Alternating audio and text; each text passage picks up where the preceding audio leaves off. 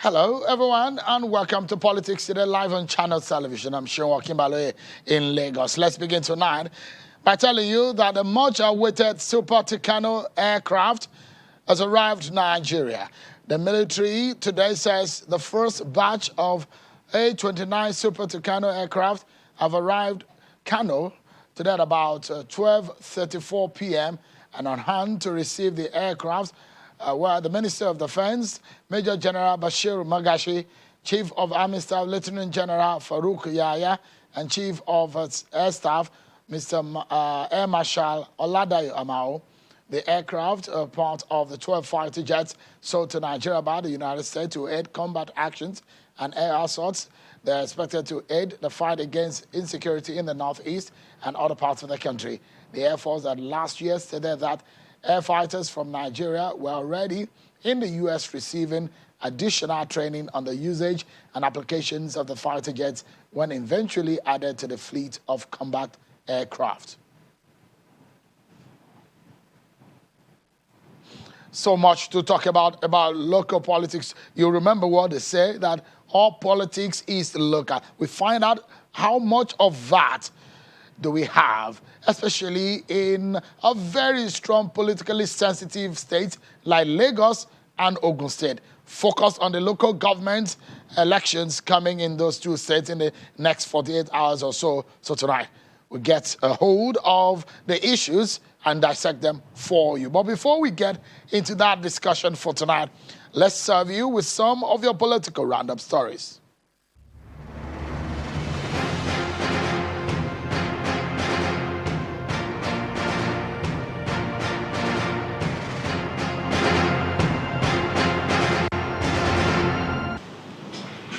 The federal government has inaugurated the Governing Board of Nigeria's Extractive Industries Transparency Initiative, NATI, to ensure the global best practices in contract ownership, disclosure of beneficial ownership, and data mainstreaming in the country's extractive industry.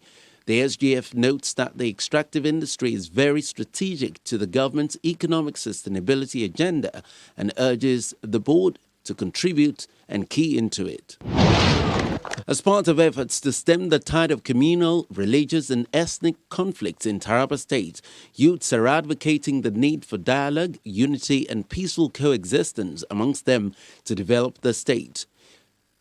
At a conference-tagged Unity Hangout held in Jalingo, the Taraba State capital, the youths resolved that they will no longer be divided by religious or political landscape to carry arms against one another, insisting that peace is the only panacea for development. There is no need fighting each other in the name of religion. And they collected it. Some residents in Kaduna State are calling on the federal government to declare those responsible for the killings in the state as terrorist groups and at the same time declare a state of emergency in the state. President of the Southern Kaduna People's Union, Mr. Jonathan Asake, made the call at the news conference in Abuja, criticizing the government for not responding adequately to threats posed by bandits who continue to wreak havoc in the region. The government has not shown enough action to tackle the dangers posed by these banditry and insurgency. And the Chief of Defense Staff, General Lucky Irabal, says the Nigerian military and other security agencies in the country will resist any attempt by anyone or group of persons wanting to use the instrument of violence against the Nigerian state under the guise of agitation or secession. In that light, that we will resist any attempt of anyone wanting to use the instrument of violence against the state. That certainly will not allow.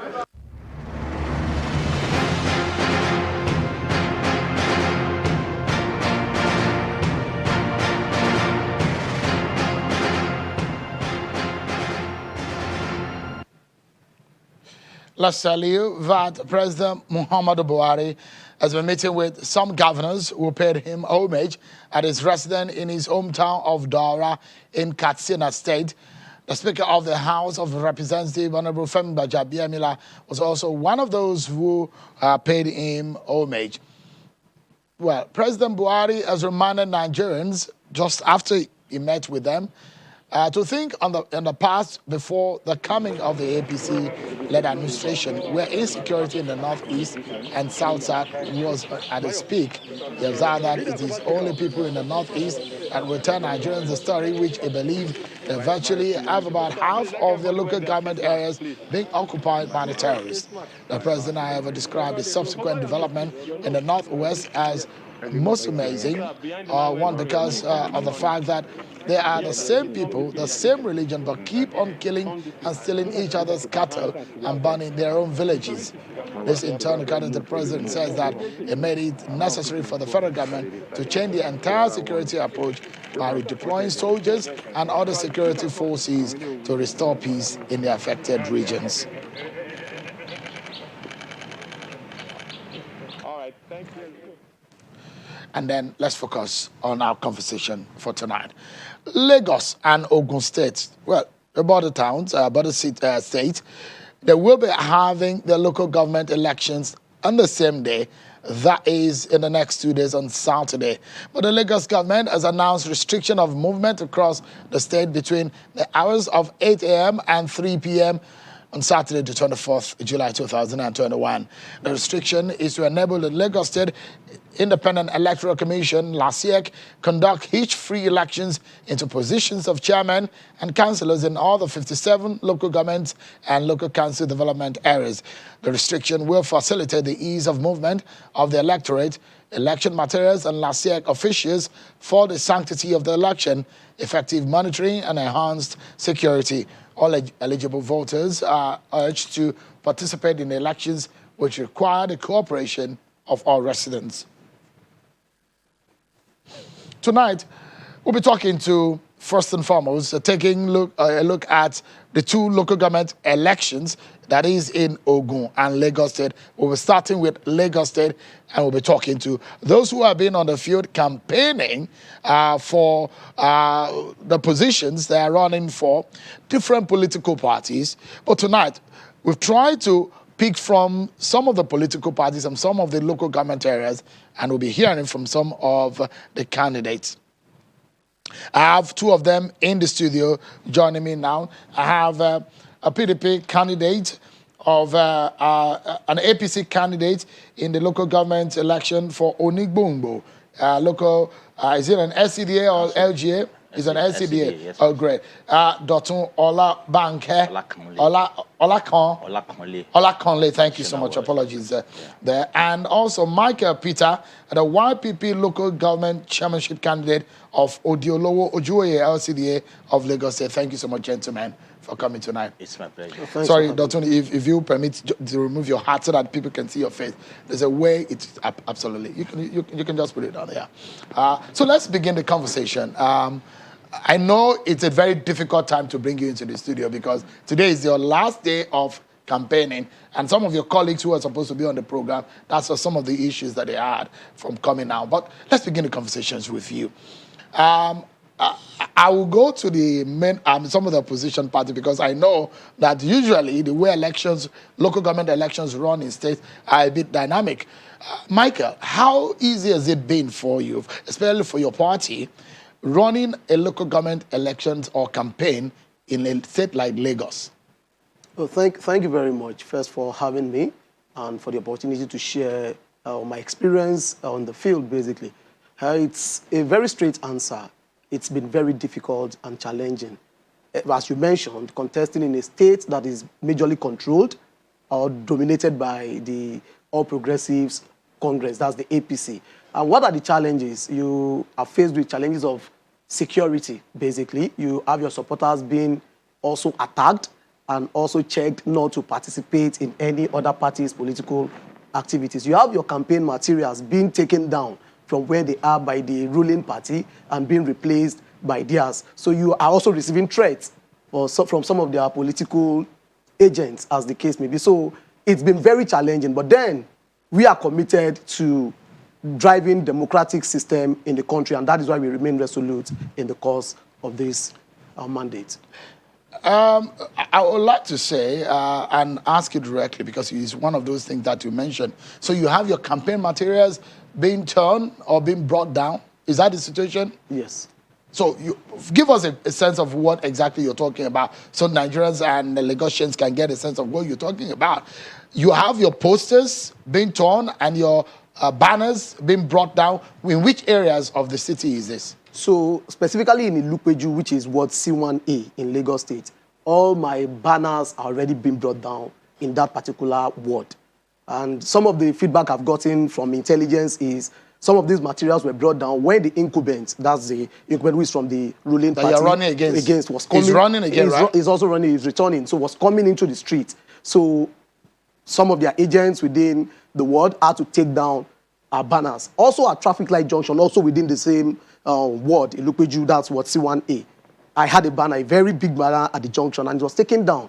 But I was able to nab the particular individual who led that action. So I challenged him and then brought up another banner and made it clear to him that he is responsible for whatever happens to that particular material.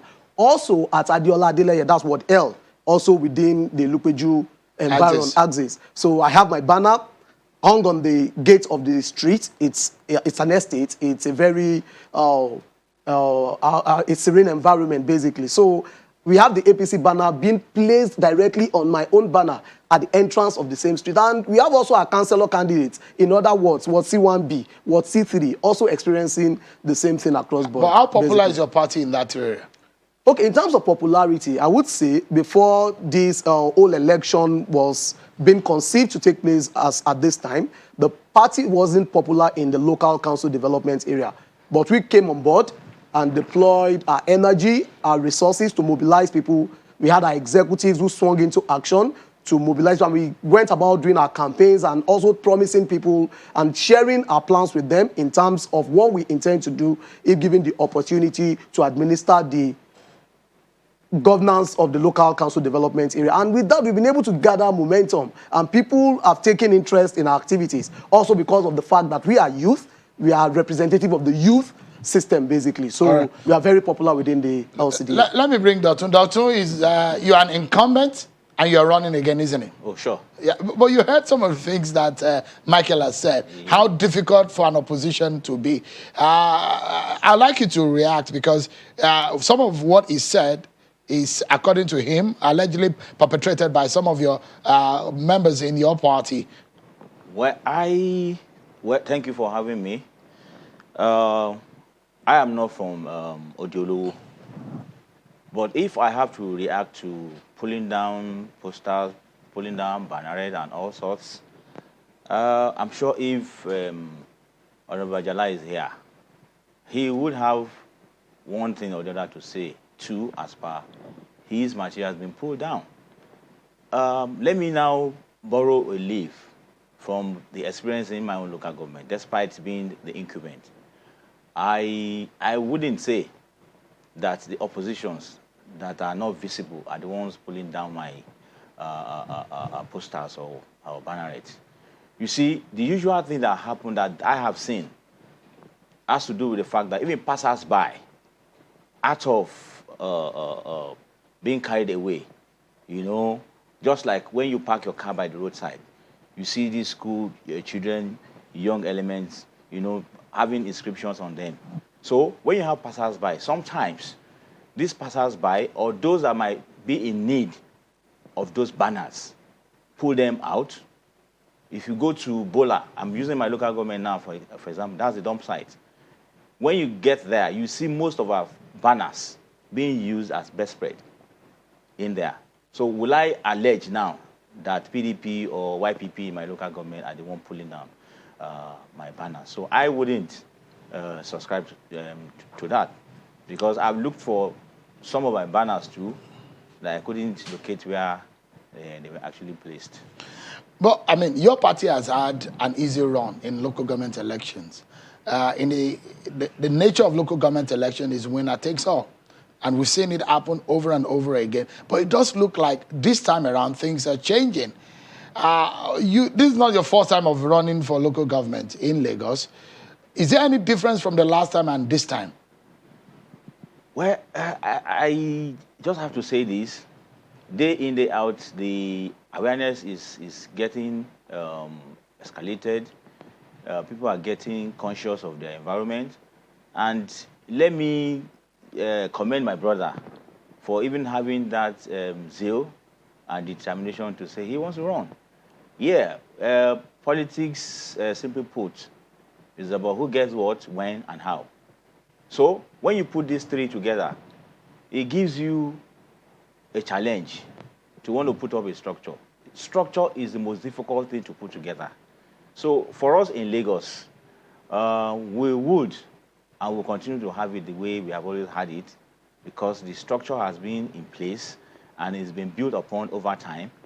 And for a party that has metamorphosed from progressive ideology, from AD to AC, ACN, having the same set of people in there, in and out, so to speak. I mean, you can't expect less than having victory across board. So it does look for you that you are used to having victory in local government election, and you are ready for another victory. With what is in place. You don't see any challenge from any of the opposition? Well, I don't look down or think there are no oppositions out there. The oppositions are there. What I'm saying in here is that with the progressive tendencies being put in place in Lagos over time, you need to come up with something completely that is not political. And you have not seen that in the opposition? I have not seen it. Even YPP? In my local government, in fact, I don't even know if they exist. So there's no opposition in your local government? I saw just one banner. You had close to 90% of votes the last time when I checked. Yes. Are you expecting the same? By the special grace of God, yes. I mean, the PDP, when I was trying to find out and doing research before this program, they are saying that they are being arm twisted in the same way they've faced stiff resistance in the past election. They are seeing the same thing. The structures, the political structures, and the firmament around politics and campaigns in Lagos has always, according to them, allegedly skewed against the opposition. Why does it happen like that? Is it that your party is always very uncomfortable with opposition? Shehu, thank you very much for what you have just raised. Like I said in my opening address, I said to you, politics is about structure. And I'll make reference to Lagos, but I'll be speaking directly from my own experience, which is Ogun LCDA. In my LCDA, as I speak with you, we have 6 wards. So we're expected to have 6 councillors, 6 councillorship candidates, a vice chairman, and a chairmanship candidate. I can tell you for free, which is verifiable, that as of today, what PDP has been able to put together is 5 councillorship candidates. What that means to you is lack of strength. Because if they do, they will have been able to field 6 candidates across the wards. So definitely, the particular ward that a candidate does not exist, what happens there? Are you saying that the APC candidate there is being able to muster so that PDP candidate could not emerge there? No. So you are not expecting any surprise this time around? I am not. Let me allow Michael to come back into the conversation. You heard what Dotun just said about making description, and the kind of confidence coming out of Dotun is one election again, but Dotun is also very sure that he's going to win again. Do you see this kind of confidence does it scare you from the race, or from contesting, or from running? So for us in YPP, we are not scared of running, and that is also linked to the fact that we're already popular in our LCDA. You talked about structure. So when we came on board, one of the first things we did was to put a structure to the party, not just in our LCDA, also with other local governments. Shomolu is another very good example. Bariga is another very good example. But just as he mentioned, that in his own LCDA, they cannot boast or probably point to oppositions. We can't rule out the fact that the ruling party intimidates opposition. And that is why we had people who pulled out of the race because of intimidation from the ruling party. When I did my declaration at Ward C1A in Ilupeju, I did it on a Sunday. I can't recollect the specific date now. The second day, the following day, which was a Monday, the incumbent came to the same ward to commission a health center, which as at this time is still not functioning, but it was commissioned. And during the commissioning, he called out our members that some people were doing declaration on the road that he tagged. That was the language, that was the report we got. That the language that they use their money to fix, that is where some people, they call themselves YPP, are having declaration. And they called out our members. And were almost assaulting our members, if not for a respected leader within the community, a certain comrade, Taiwo Ademola, they call him Siro. He was the one that actually stopped that incidents from resulting into our members being attacked. And I will tell you for a fact, this particular individual that was even attacked stopped following us. He was one of those people that were pasting our banners across different locations. But Michael, are you worried about the issue of security in this election? Yes, I am. Seriously worried. I've been threatened also myself. By who? By certain individuals within the LCDA. They've called that I'm the one running against an Ajala. In fact, they told me I shouldn't come to certain locations within the LCDA. Our party went on a rally on Sunday. We were attacked. Our members were attacked. They stabbed one of our members. Are you comfortable about the security situation leading to this election? Because in your party, there is a situation where we saw that, if I understand, about 1 or 2 people were killed in your own primary. There were a lot of disruptions. Well, you see, at the level at which we are now in APC, my fear about insecurity is not as it used to be. And I'll say this to you. For anybody out there that is a party man with the kind of structure we build up in Lagos, if you're a true party man, the moment the primary comes, gone, and the candidate declared, that ends the squabbles.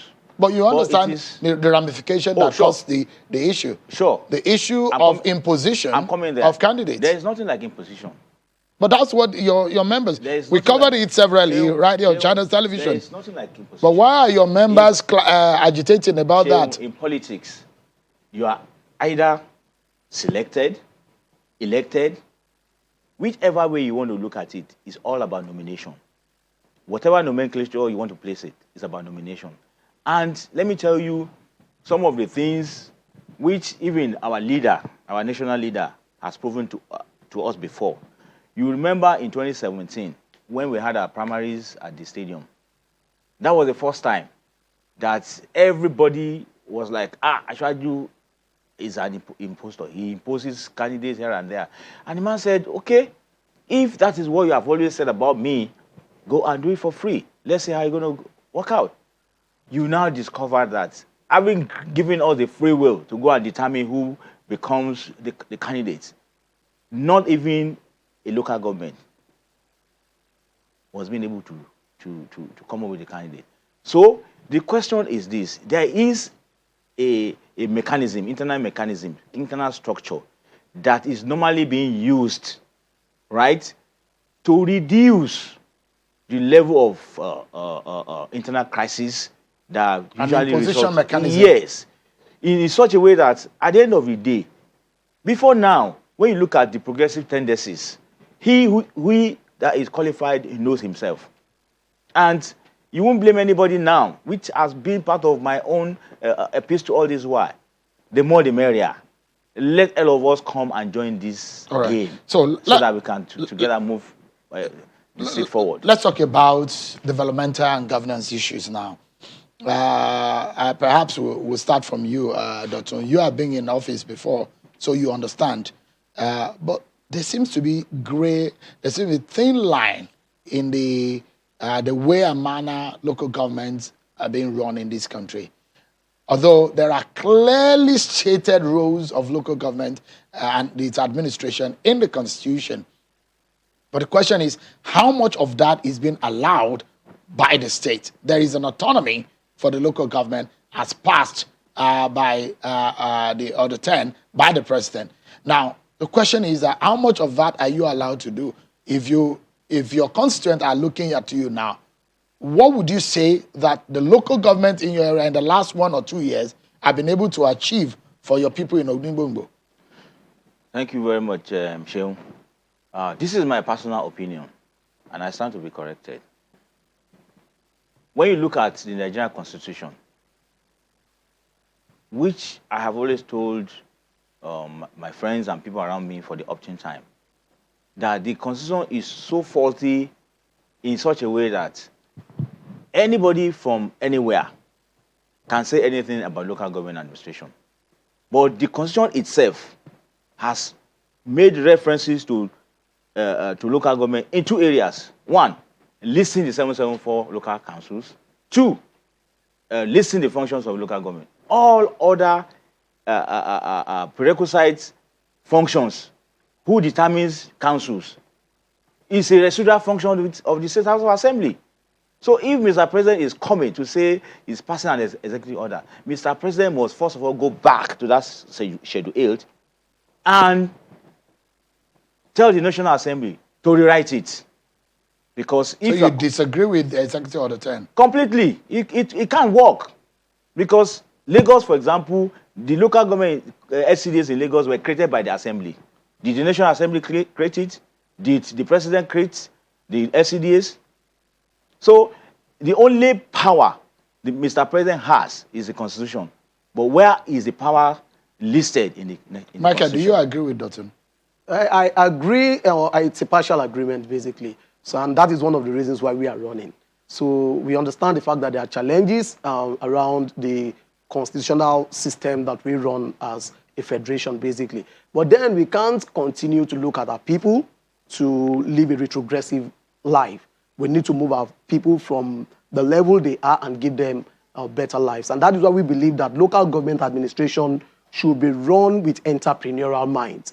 Fine, there are limitations, there are challenges, but that is where leadership comes in. So, and that is why we are offering the people ourselves as better alternatives, because we want to administer the governance of local government, because it's an important arm of government, it's an important system of government, it's the closest to the people, and it needs to work for the people. And that is why we are offering ourselves, because it needs to be run with an entrepreneurial mind as we also evolve as a nation democratically. We are on a journey as a democratic nation. We can't get everything fixed within a certain period of time or within a short time. But while we are in transition, leaders also must take responsibility to innovate around the current systems that we run with. And that's because we're still going to discuss a bit further on what you plan to do, because you must have been telling your the would-be voters what you plan to do and how they should vote for you.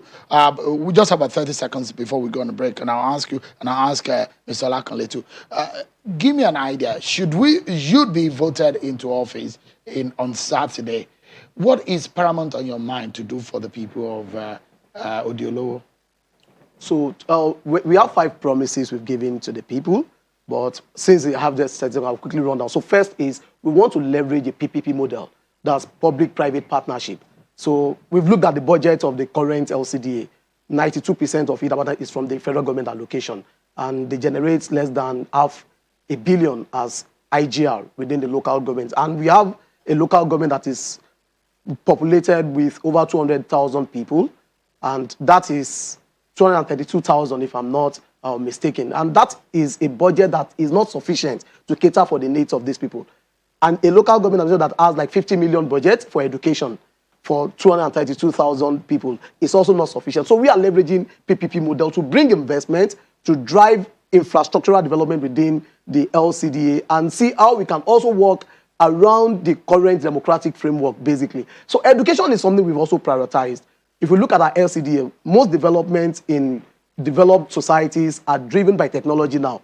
There is no single technology hub within our LCDA. Right. We are promising our people that we are going to bring that within the LCDA to train our people with technical skills and also connect them with opportunities. We need to take a break now. But when we come back from this commercial break, I want you guys to think about what you plan, because I understand the models of how a local government should be administered. Whether or not your concepts in wanting the office fit into that model, we'll look at it when we come back from this break. Don't go anywhere, because after this break, I'll be talking to Mr. Olakunle and Mr. Michael about their plans ahead of the local government election. But we also go into Ogun State and find out how prepared are they for Saturday. We'll be right back.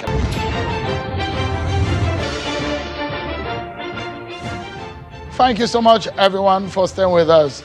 If you're one of those who say all politics is local, so this edition of the program is because of that thinking. And so whatever you're thinking about the development of Nigeria, whether or not we are going in the direction that we need to go, how the local government administration should be done, and whether or not we are doing it right or wrong. So those are the issues that were brought to the table today, because Lagos State and Ogun State on Saturday will be having their local government elections. And so we're talking about it, the issues. We have some of the candidates running in Lagos. Michael Peter is a local government chairmanship candidate of Odiolowo Ojuwoye LCDA in Lagos of the YPP. And Ms. Dotun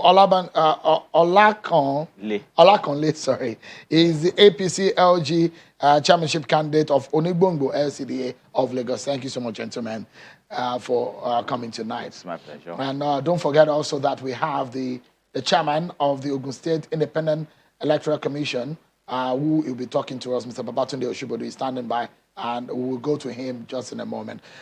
Let me just get your views on this. There are clearly stated roles of local government administration. And I was asking Mr. Peter here what his views and what his agenda is for the people of the area. What is your agenda? What is that one thing that is critical? Should you be elected on Saturday? Thank you, Sheung.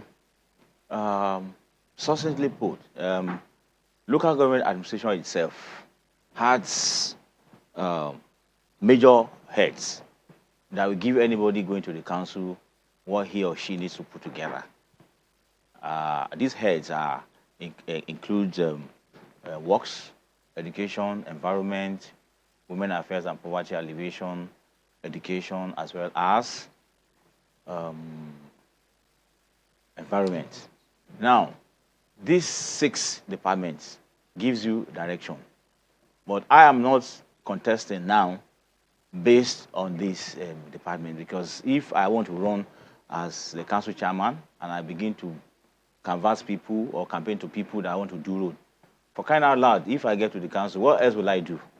For me, as a young man, what I have been doing in the council is what I want to consolidate upon.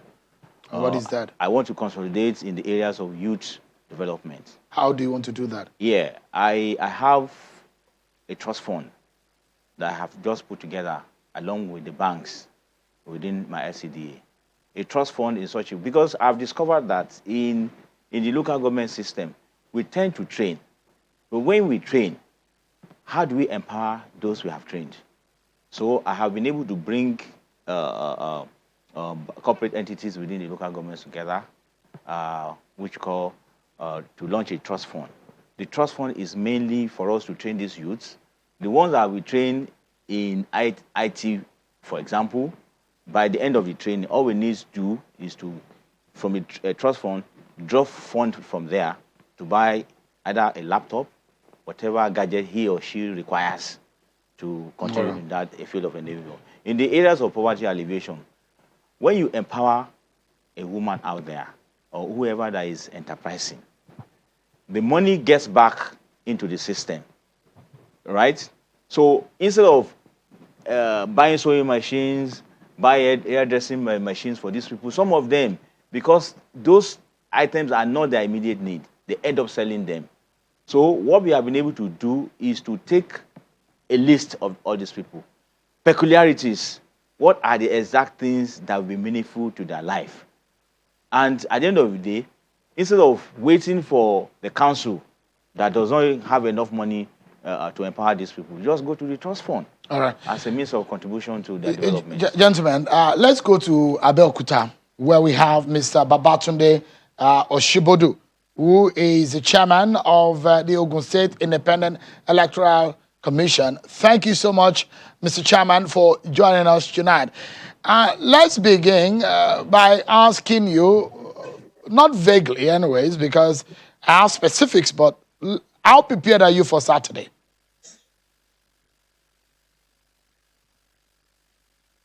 Good evening, Shion. Thank you for inviting me onto your program. And it's a great pleasure for me to be here tonight. Well, all I can say is that we're as prepared as we can be for Saturday. We've crossed the T's, we've dotted the I's, and by the grace of God, we're ready to go. Is movement going to be restricted in Ogun State too, just like Lagos announced today? Absolutely. I expect our government to make the announcement anytime soon, but yes. Did you propose to the government on in that respect? I believe that most people who organize elections in Nigeria today believe that that should be the case. And I certainly do believe that that should be the case. I have proposed it. I believe they have accepted it. And I expect the announcement to be made anytime soon. But why is it important to shut down the state because of elections? Is it not possible for us to hold elections without having to shut down business activities and restrict people's movements? Unfortunately, Sean, we are not there yet. That would be the ideal situation. But as things stand now, alas, we're not there yet. First of all, there's, whether we like it or not, whether we acknowledge it or not, there's quite a bit of voter apathy. So if people have other stuff to do, the likelihood of them coming out to vote, of them staying in or staying at home or in their locality to vote is suspect. So of course, you want them to vote. You want them to exercise their franchise. You want there to be as many people as possible putting in their vote. So the second reason is that unfortunately, there's a lot of nefarious activities going on election day by people of ill will, people who have all sorts of intentions. By limiting movement on that day, by restricting movement, and bear in mind it's only between 8 and 3 p.m., 8 a.m. and 3 p.m. By limiting movement during that period, you know that those people who are on the streets should be, or who are driving, should be electoral officials or perhaps observers. So that if you find any vehicles on the road, it's easy to identify them if they're not officially sanctioned to be on the road, and then they can be accosted and the law enforcement agents can do their business. But frankly, I still believe that we're at a stage where it needs to be done. So give us a sense of issues of security, because that's a major one too. I understand that the deployment of a SWAT team and deployment of police officials, which I understand that these are happening ahead of Saturday. How much of that are you having? We have liaised, we have worked closely with the security agencies in the state, all of them, and we believe that they're ready for the job at hand. And the job at hand is very simple. They will make sure that on that day, there is no miscreancy. On that day, there is no violence. If it means blanketing the state with security agents, then so be it. But as we all say, the security of life and property is the number one responsibility of government. So if this is what they have to do to ensure that they carry out that responsibility, then so be it. How much will it take you to execute this election? Are you talking money? Yes, money-wise. Okay, I think I would rather not talk about that on this program. Forgive me, Sheo. All I can say is that we have what we need to execute the elections. All right. So, because when we're talking about security, what we take to secure, that will probably look also what, just for the sake of Ogun State people who want to know how much their state is committing into these local government elections. But let's clarify a few issues. I have like 3 or 4 issues for us to clarify. One is the issue Yes, sir. of the register. Which of the registers are you using? Are you relying on the instruments INEC uses for its election in your local government election for Saturday? Oh, yes. I mean, INEC is the only body with the power, with the authority, with the responsibility to register voters in Nigeria. And therefore, all state election bodies have to take their voters register from INEC. We don't have the authority to register voters. So what about the cubicles, the materials that are you have your own ballot papers? How many of the candidates or the political parties are on your ballot? Because I'm going to get there now. There are a few of them that are gone to court. For example, the PDP had withdrawn from the exercise because they went to court. APC, there's some chairmanship candidate of the APC who also sued your commission before now. I don't know whether they've withdrawn. How many of these cases do you have on your hand? Let's start from that moment. How many of the court cases do you have now going into Saturday? I'm not okay. Let me answer that question. As I speak to you now, there is no case barring us from holding the elections on Saturday. But are cases being instituted that is being heard presently from aggrieved political parties or persons still ongoing as we speak, isn't it? Not political parties aggrieved against OGCEC. The cases are between parties or if you like, sections or segments of one party against another segment of the same party. But as we speak, there is no case in court stopping OGCEC directly from conducting the elections on Saturday. So or even asking yeah. OGCEC not to conduct the election. So on your ballot, how many political parties for how many local government areas? There are 12 political parties, 12 political parties on the ballot paper. In the 18 local government areas? In all the 20 local government 20, areas. Apologies. So PDP said they withdrew from the election. Are they on the ballot? They are on the ballot. See, Sheung, when you register parties for elections, you register them for elections. If they choose a day, 2 days, 3 days before the election to withdraw, they could also come back tomorrow to say, actually, we have not withdrawn. As far as we're concerned, it is neither here nor there. There are 12 political parties on the ballot paper. I certainly have not been notified that any party whatsoever has decided to withdraw from the election. And I include the PDP in that statement. Because the reasons being given by Mr. Sekirolai Ogundele for withdrawing the PDP from this election is because they said they have a judgment of court against OGCEC concerning this election. And they said, look, that's the reason why they are withdrawing. Okay. I think maybe what you should do, Sheung, is to ask to see that judgment and to confirm for yourself whether it says what you are being told it says. There is no judgment anywhere against OGCEC, either in favor of PDP or a faction of PDP or in favor of anyone against OGCEC. I make bold to say there is no such judgment. Okay, so give us a sense of how this is going to happen. So are you using, because I asked earlier whether you're using some of the instruments of INEC, are you doing that? For example, the cubicle, because INEC has devised some means. Yes. That's what you are using. You are using some of their equipment, isn't it? Absolutely. We will use their cubicles and we will use their ballot boxes. What about the card reader machines? No, it will not be, and we are not doing e-voting.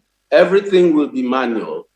However, where the cards come in is that they are a very good ID for voters to use on the day. But we are not doing electronic voting on the day.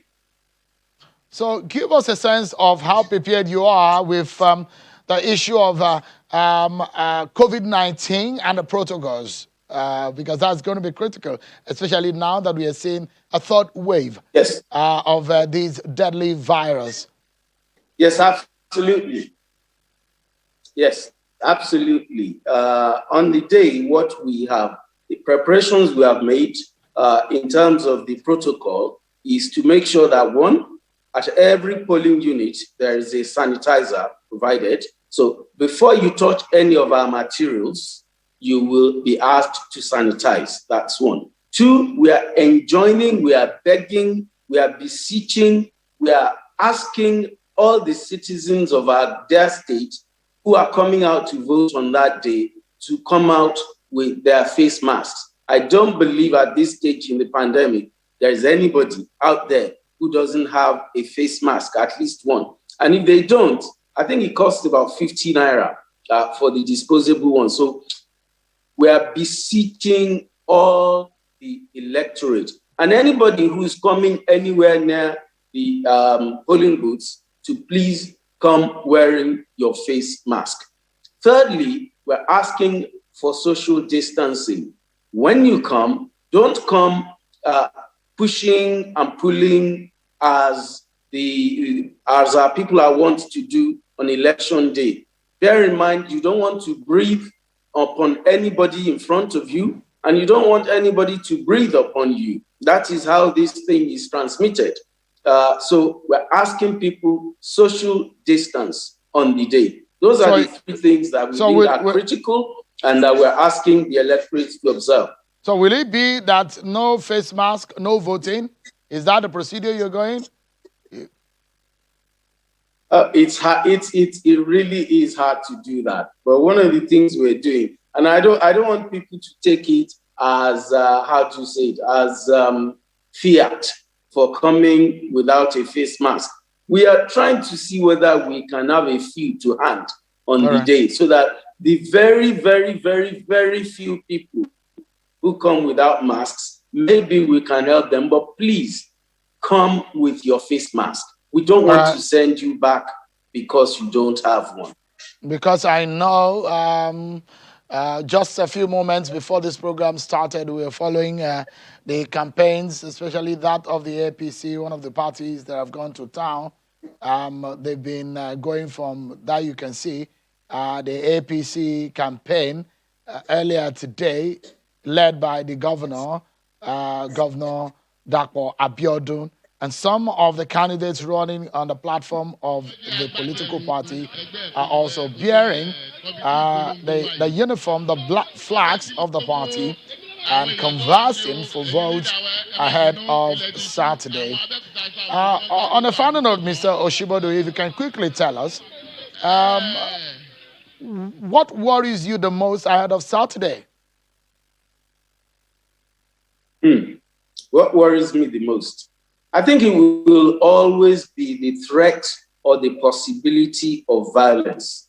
So I will end on the note on which I've ended all my interviews. One, political leaders, desist from asking or from encouraging young people or your people generally to go out and commit thuggery or violence or brigandage on the day of the election.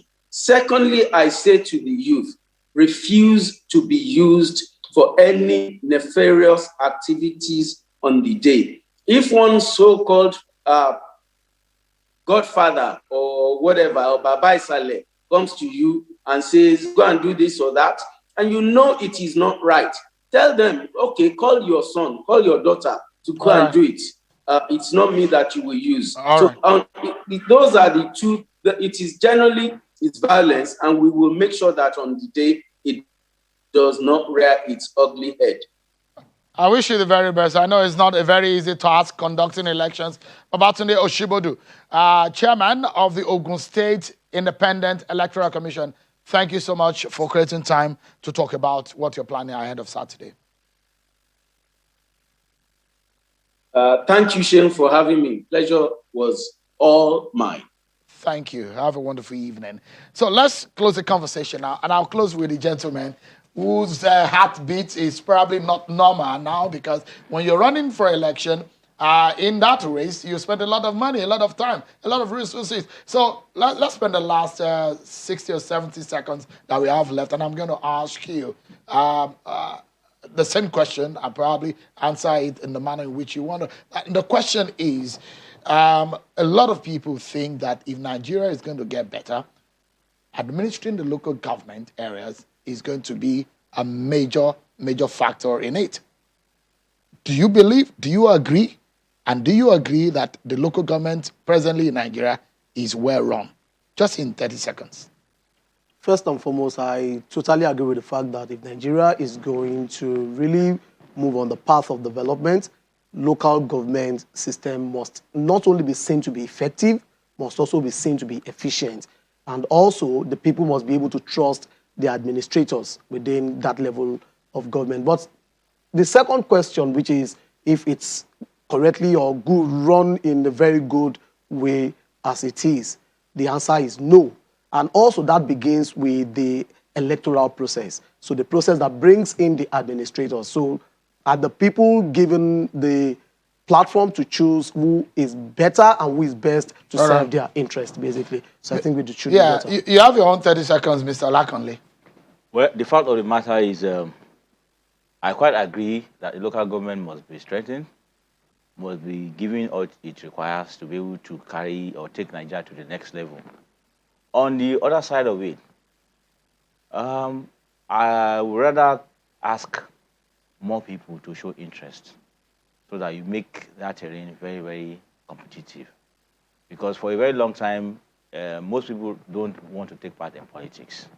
And for a very long time, too, the terrain has been left for mediocres. So changing that narrative is something that has been very hectic. But over time, I know it will surely change for better. Dr. Olakanle is the chairmanship candidate of the APC in Onigbongbo, local LCDA of Lagos State. And Michael Peter is the local government chairmanship candidate in the Ojuwoye and Odiolowo LCDA of Lagos for the YPP. Thank you so much, gentlemen, for coming. And I sincerely wish you the very best on Saturday. May the best men win. My pleasure. Thank you so much. And that's our show for today, everyone. Many thanks for watching. As always, we keep tabs on all of these major stories for you right here on Channels Television. So bye-bye, everyone.